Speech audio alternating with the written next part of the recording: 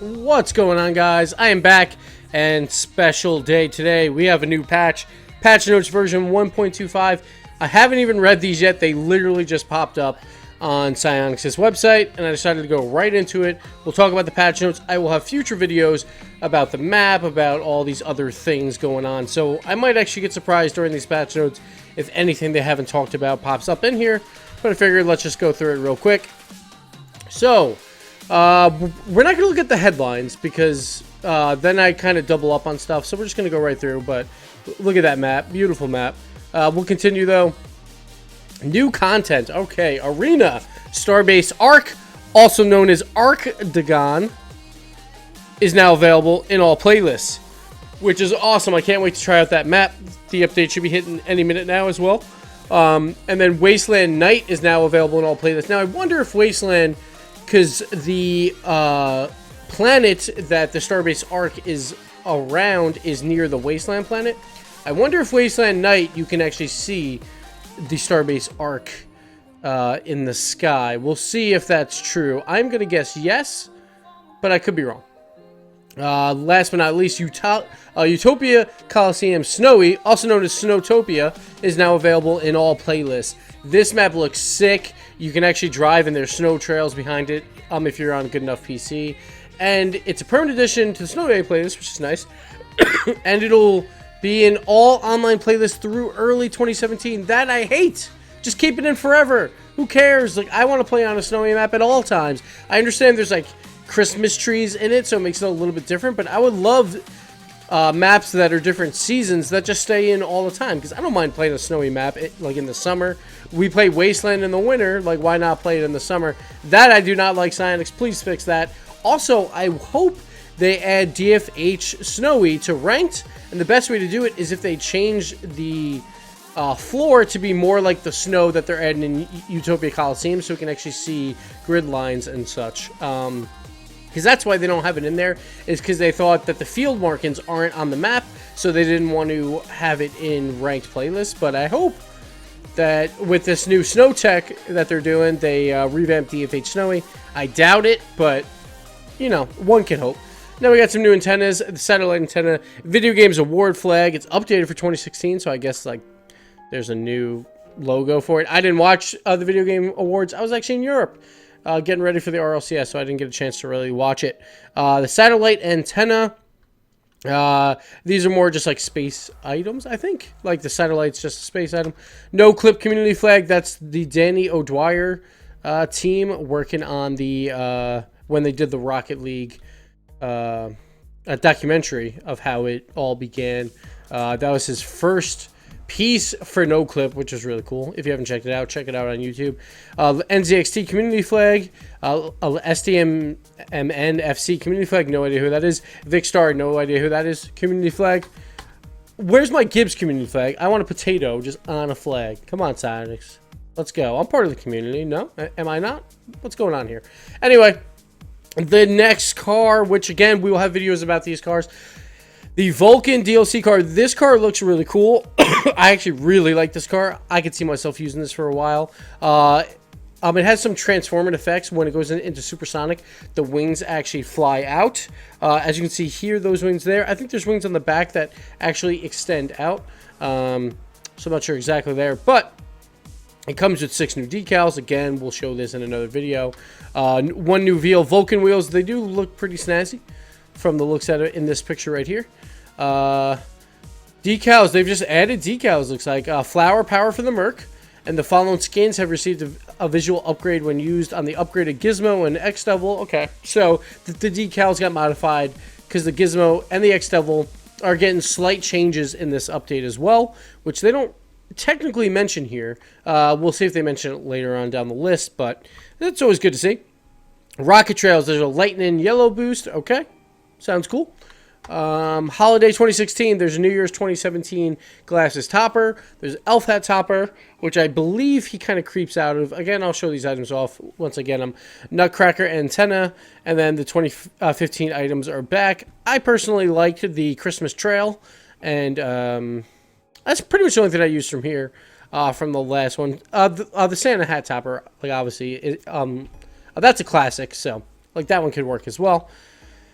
And then, of course, the new Octane. And here it doesn't look too different, but we'll see how it looks in game. I haven't had a chance to look at it. It seems to be looking a little bit more different than we thought at first. We'll see. We'll get that eventually, I assume. But it's always good that we have an import Octane. I was hoping maybe a little flashier.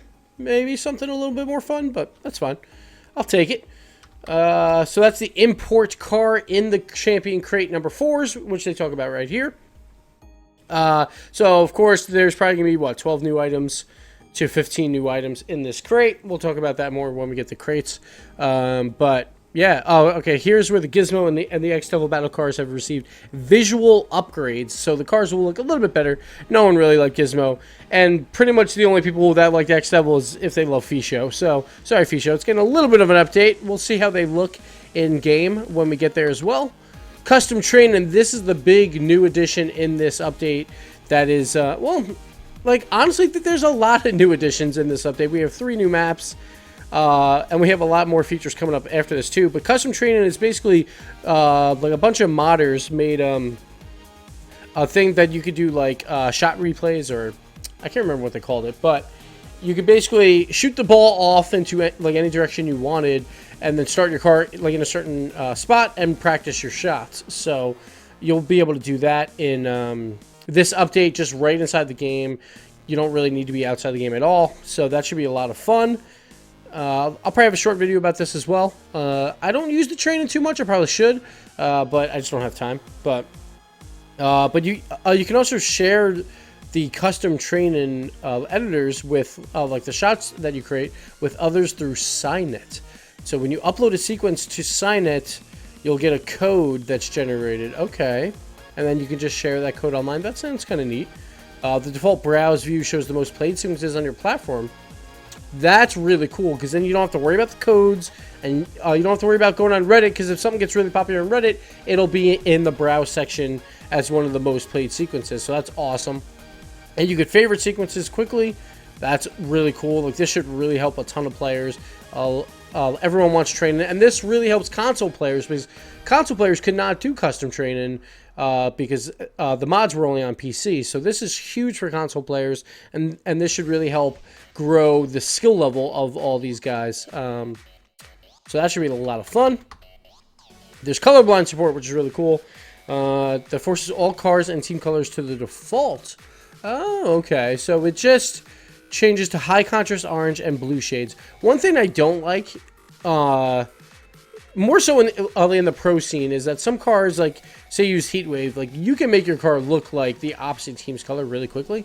And personally, like, I'm looking at the cars more than the name tags, because I'm looking at what type of angles they're getting ready for a shot. So first thing I look at is car, then if I see name tag, I have a chance. But sometimes I have to second guess it for a split second, because the colors look so close. So hopefully eventually we can get away from that. But this is cool for a colorblind mode. If people don't want to even bother with that, that might actually be a really good option. For the pros, like, this could be a really good option, so you don't have to worry about seeing other teams' weird-ass colors. So that should really help. And a new high-contrast nameplates option has been added that changes the shape and outline of the opposing team's nameplate. Okay, so that's interesting. So these are good colorblind support, which is always good. It's always good to get more support for pretty much everyone in the community, no matter what the handicap they need or something like that, to get them into the game. Like, Psyonix has done a really good job with every single button on the controller can be remapped, so that helps a lot of disabled players use custom controllers and can still play the game pretty effectively. So this just adds to that with colorblind support, so hats off to them. This is really cool. Good job. Except post-game highlights. At the end of each match highlight replays will now be played in the background behind the scoreboard. That is sick. That should be really cool to see, to be able to see some highlights while you're looking at the scoreboard. And the scoreboard can now be hidden with a button press to better view the match highlights. That makes sense, because obviously the scoreboard would take up most of the screen. So that should be really cool. I wonder what they're going to get in there. Obviously, goals are going to get in there. Like, if it's an aerial goal, like, that'll get in there. But I wonder if we'll get some epic saves. We'll probably get some blunders, you know, where, like, some epic saves are, like, really easy saves. But it should be pretty cool just to look at the highlights in general of the game. And then there's a master volume control slider has been added to the audio options that allows players to adjust the overall volume of the game without having to change each category individually. Okay. Sure, that's probably just a quality of life thing for very few people. For me on PC, like, we have our own way to do that anyway, but that works. Take it. Ooh, controller dead zones have now been added to allow players to specify how large of an analog stick input dead zone they want. The default value is 0.3, so you could change this in the config files if you wanted, but you had to go into like a text document inside Rocket League, and some people were like, yeah, it's a little hazy. But that means you must tilt the analog stick 30% of the way in a direction before your card begins to change directions on the ground or in the air. So that's what 0.3 means. Now, if you want to reduce that to 0.1, then you only have to move it 10%.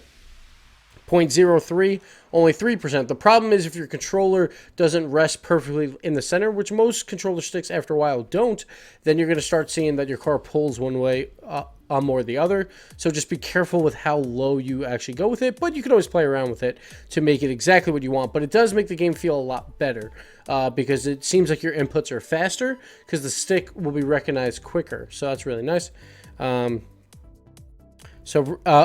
Reducing the value makes your steering more sensitive, but also can lead to unintended changes in direction. Yes, so that's if the stick becomes uncentered after a lot of play. So just be careful of that. This value does not affect how the game detects directional dodge move input. Yeah, that's fine. That's the same. Online. Now we got Steam Workshop map support. So basically, like again on PC, there was mods coming in, but you had to basically replace Beckwith Park every time that you wanted to play a map and then go into free play. Now you'll be able to do it just through Steam Workshop, which will be a lot easier. So the modding guys will get a lot more viewers or players to their maps. The only problem that I don't like with this is it's only for yourself in private match. There's no way yet to play with people, but this is like the groundwork to maybe eventually we get custom maps and custom games out of it. But right now, this is only for PC players, and you can play custom community maps. To participate, visit the workshop section of the Rocket League Steam community site and click the subscribe button on any content that interests you. Content will automatically be downloaded by Steam. And then you open Rocket League, navigate to Workshop under the Extras menu to view and play downloadable content. And for content creators, we've provided the Workshop Uploader tool with this Steam build that allows you to publish map content to the Steam Workshop. So if you're into that, go for it. I honestly, I don't, like, I can't make anything, and I'll probably use it here or there, but I won't use it that much until we can just play custom maps. That's what I want most. There's some cool, like, dribbling mini games and stuff like that, and there'll probably be even more games coming out of it. But right now it's a solo effort, and I don't really care about playing solo too much, but it could definitely help. Another way to train yourself to get used to the card movements. And now arena preferences are coming in. I'm not a huge fan of this one. So Arena's button has been added to the playlist menu that allows players to like or dislike specific maps. Liking an arena increases the odds that you'll play it in online matches, while disliking has the opposite effect. When server chooses the next arena, the server factors in the preferences of all connected players. A map is less likely to be chosen if multiple players dislike said map. Default, your preferences are applied to all playlists by default. Custom likes and dislikes can be changed on each playlist. So, one thing I don't like about this is because the matchmaking, so I guess it's not going to actually change your matchmaking with trying to find a game. Like, it's going to find a game the same exact way, and then it'll choose a map. So that's actually not too bad. I thought it was going to try and start pairing you up with other people that want certain maps, and then matchmaking could be longer queue times. But this seems like you match up with people, and then it'll say, like, all right, 5 people like DFH Snowy, even though that's not a map, but let's say it is. Then there's a really good chance that you'll play that over everyone hating Wasteland. You probably won't get Wasteland. There still is a chance that you'll get Wasteland, I guess. It just increases some odds here or there. So this should be interesting. Personally, I'm just going to like all the weird maps because I want to play on those, and those are fun. And since a lot of people will dislike them all, then yeah, so I won't be able to do that. And then let's see. Your preferences are applied to all playlists by default. Custom likes and dislikes can be changed in each playlist. So that's good for like 1v1s if you don't want to play on Neo, Tokyo, or Wasteland in 1s, but in 2s and 3s, you don't mind that map as much. Then you could switch it up through there. Let's see what else we got here. Rocket Labs updates. The Rocket Labs playlist has been retired.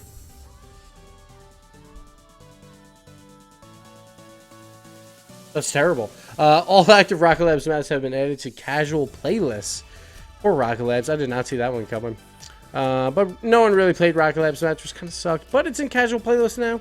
We'll see how people like that. Some people wanted to just play standard, so we'll see.